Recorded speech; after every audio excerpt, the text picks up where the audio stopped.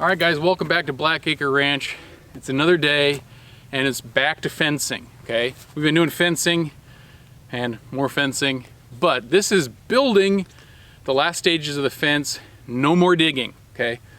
I'm done with digging for a while. So, 8 months ago, I never fenced a big pasture fence before, and I was sitting there thinking, oh my gosh, like how do you do this? Like how do you make a fence? And so I wanted to cover some of the basics of an H-brace, because that's what we're focusing on today, is how do you build an H-brace, and I've got 8 of them to do. So there are a couple of different things components wise. You've got the 2 posts, you've got the horizontal, which is, I call it the H-brace portion of it, and then you have the wire that goes up between them. So I want to kind of talk about a little bit, why do we have the wire and how this is actually working. Okay, so every fence is going to have a corner post. That's the guy that's in the corner, okay? So that's the one that's at the back. That's the one that all the barbed wire or any of the fencing gets wrapped to. That's the one that is going to have all the tension on it, okay? Now in this case here, this is a single H-brace, there's just one, and all the wires are being pulled this way. So what happens is if you just had a single post, this guy, and you didn't have anything else with it, the tension on this guy pulling that way is slowly going to pull your post over, and so it's going to tip and it's going to sag over time and kind of not work. Therefore we put this guy. I believe it's called the brace post, but I don't know, whatever. It's the next post, okay? So this is spaced from the corner post a set distance, all right? And between them you've got the horizontal beam here. This is a certain length, okay? So what happens is as you're pulling this direction from the corner post, that guy wants to tip. This guy is in tension, or in compression, meaning it's compressing it to this guy, okay? So now you've got 2 posts that it would have to tip. Well, over time it's going to tip, okay? So what we do is we put the brace wire across these things to solidify it. Down here at the corner posts, we put the brace wire down low, and then at that other brace post, we put it up high. Now the goal with this is that as it's pushing up top on the horizontal post, it's pushing the top of that far guy, which is pulling the bottom here. So the objective really in this, and the anatomy of it is trying to pull down at the bottom through the dirt and keep it horizontal as it moves, as opposed to tipping as it moves. So it makes it a whole lot stronger. The trick is you just got to make sure your wires are put straight. So all this sounds great, right? Perfect. You just put this corner post, you put this post, you put one between. There are a couple things to kind of think about. The height of this, I've been told, should be about 3/4 up from the total height of your fence. So if you're going to make a 5-foot fence, you're going to put it 3/4 of the way up. I've seen people at different lengths that, just spitball, that's what you need to know generally about that. I've not seen a lot of people tell you to put it way at the top. Put it about 3/4-ish, okay? Also, this brace wire is supposed to be put at a certain angle. If you put it too steep, when it's pulling, it'll put more of an upward force on the corner post, and it'll pull it up out of the ground. So you want to keep it down pretty low, but you are restricted by the length of this. So what you're doing is you're just going to lengthen this out to keep that brace wire, spitball again, around 30 degrees. Okay? That's it. So they do say that the length should be like 2 times whatever height out of the ground you are. We are doing bison, okay? This sucker's 6 feet out of the ground. I'm not doing a 12-foot post. Straight up, I'm not. But I did some calculations, and typically, for where we're putting this, to try and get about a 30-degree angle, would have to have a span here of about 9 feet 3 inches, give or take, given the location height-wise of where we're putting this. So our posts are notched down to 9 feet 3 inches. And we've been up about 5 feet. 58 inches or so. All right, now here's the next question that I had to come up with was, well, how many of these H braces do I need? And this is something I had to research, and I found a picture, and here it is. And it's all about how much span you're gonna go lengthwise. So if you're gonna go within 250 feet, you could use single H brace, okay? If you're gonna go longer runs, there's more stress or pulling on the wire, you would need to do a double H brace. So back to here, this side we see a double H brace because I'm going a distance, I think that is like 500 feet. This side, my distance was only going to be, I think, 90 feet on this one. This sheet has really been helpful, and you can pause the camera and look at it, but this is when you use a single H brace. This is how you go from 250 feet up to 700 feet. Double H braces. Now there are different styles of H brace, okay? And there's different materials. I'm using wood because it's all consistent. I can dig a hole, I can put the stuff in, no big deal, I move on. You can do a metal H brace and have it pre-welded, you get pre-done, you can build it on site, it's just more expensive. You also have different types where they'll have this post right here will actually be cut off near the ground, and it'll have like a kicker, and they'll angle the wood post down into the ground. So that's just a different way instead of having double vertical posts here. So there's different ways you can do this. I use that chart to kind of plan out how many I need, and I kind of use those other rules of thumb to figure out how my spacing needs to be. Between around 30-degree angle, and then you have about how long it is, and ours is about 9 feet 3 inches, give or take, kind of that stuff. So those are some guidelines. We're gonna get back to actually building some of these. You can see some of the process. It's pretty simple, but yeah, those are some things to know when you start building fences.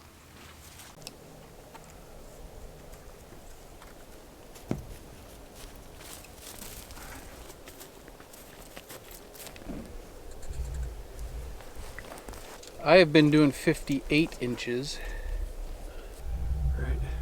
We're gonna have a pin going here and a pin going here, and we don't want them at the same spot, otherwise we'll be crossing them. So I'm gonna lower this guy a little bit and keep that guy at the same height.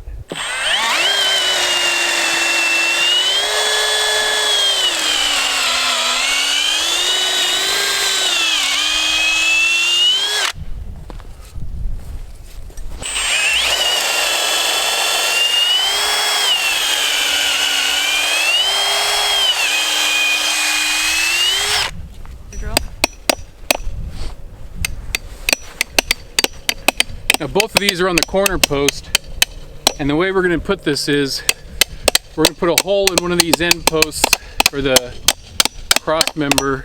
We're going to put it up, and then we're going to level things out. So Nathan's already through like 700 feet, and he needs to back out another 600 feet, so he's only got a little stub so he can hang it on it. Just making sure it went through.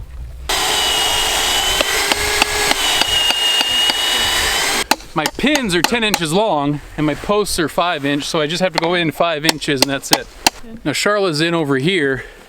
Sometimes people would screw a board here to support this and then walk to the other side and hold it and level it and do what they need to do. We have more manpower, so we're using everybody. Nathan has got the level, so I'm gonna go mark about where we're supposed to be with a trusty square.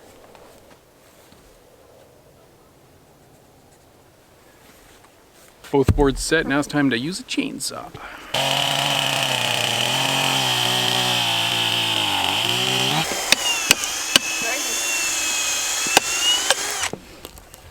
You might want to slide down a little bit. Yeah, I'm feeling it. Here, just move it. Shift it down.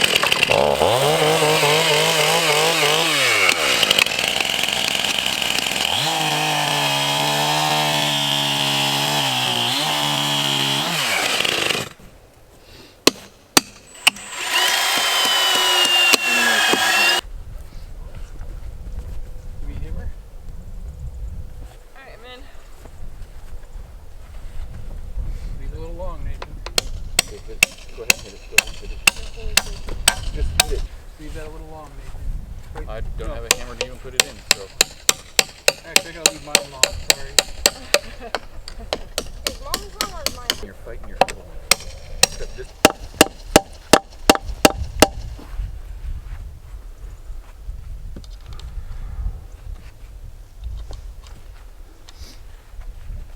There we go. Nathan's put in both corner staple sets. You can see for both lines.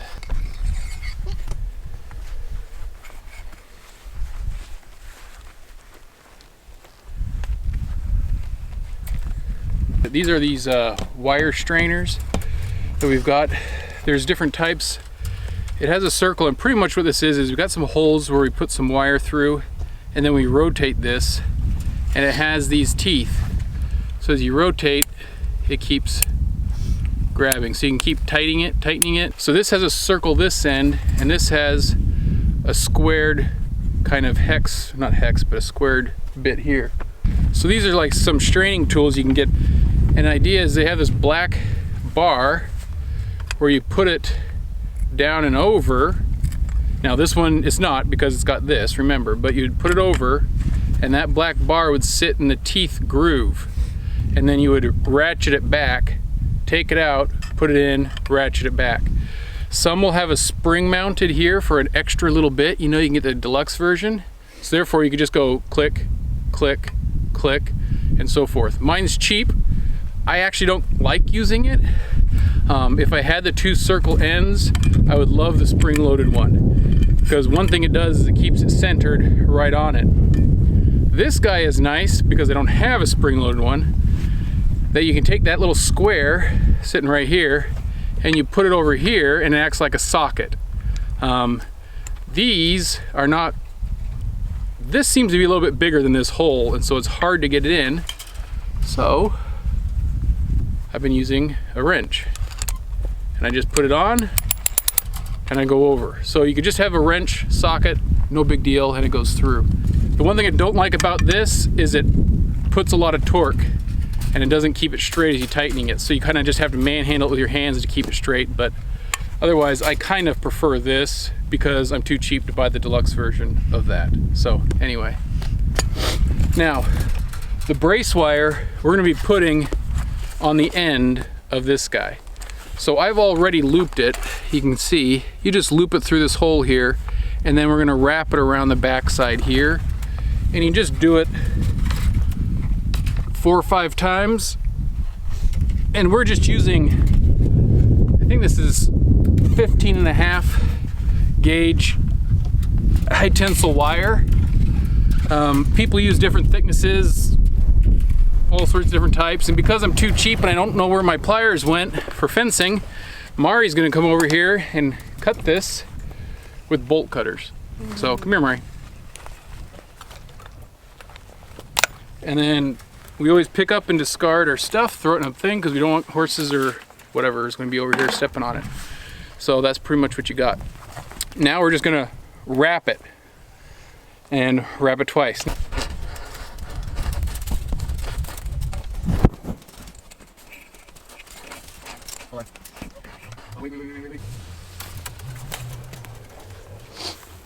We want the strainer on the outside. We should have started on the other side. So, we're gonna guess how much we need. Let me skewer you in the face.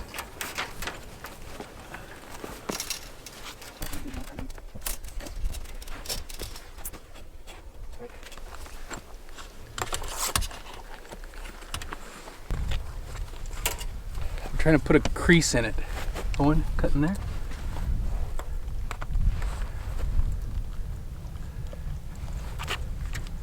Take the trash. There's a crease right there, so I can start ratcheting and try and get some of this slack.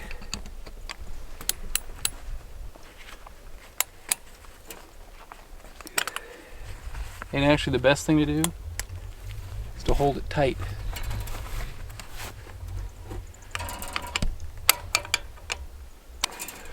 I've got some tension, but these are way too loose. I used to push both at the same time, but they need to shift individually. So Mari found out which one was this loose guy.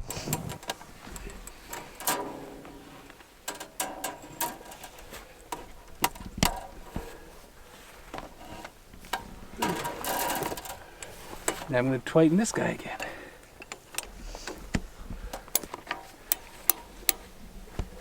All right, Mari, let's do the same thing.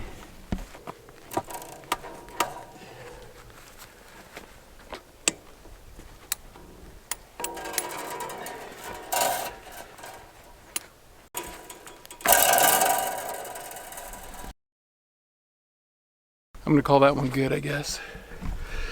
We got them stacked nicely right here over the top of each other. That's what this is for, to keep it from moving. And then down below we've got, you can see the staples keeping it off the wood some so it doesn't bind up as much.